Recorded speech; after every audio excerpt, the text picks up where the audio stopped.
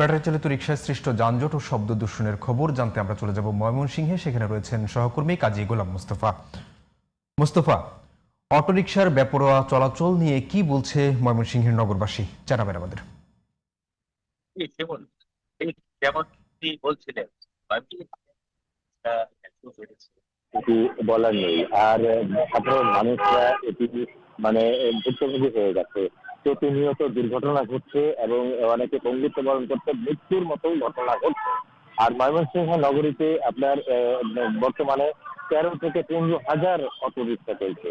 এই auto rickshaw ব্যাপারে সাধারণ মানুষ যেমন বলছে যে এদের আরো প্রশিক্ষণ এবং নিয়ম নীতির মধ্যেই এদের যেন চলা উচিত, এদের গতি নিয়ন্ত্রণ করা উচিত, এদেরকে সুষ্ঠু তদারকি এবং মনিটরিং করা উচিত এবং বিভিন্ন পেশা থেকে এসে এরা অটোরিক্সা চালনায় এরা নেমে পড়ছে। এরা হয়তো কোনো প্রশিক্ষণ নেই এবং তাদের প্রশিক্ষণের প্রয়োজন। আর বেসরকারি সংস্থাগুলো অর্থাৎ স্বেচ্ছাসেবী সংগঠন রয়েছে যারা নিরাপদ সড়ক আন্দোলনের সাথে জড়িত, তারাও মাঝে মধ্যে চেষ্টা করছে যে এই বিষয়ে অনেক কথা বলার, আর এই বিষয়ে অনেক কথা বলার জন্য চেষ্টা করে যাচ্ছে।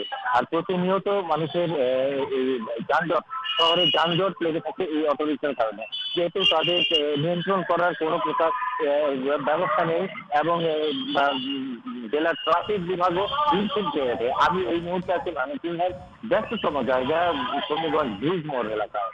এই এই এই মোড়ে আপনার ট্রাফিক নিয়ন্ত্রণ খুব কঠিন হয়ে পড়ে এবং বিভিন্ন সড়কে যাতায়াত লোকজন তারা চলতে পারে এবং মানুষের অনেক দুর্ভোগে করতে হয়। কি সেমন মুস্তফা, আপনাকে ধন্যবাদ।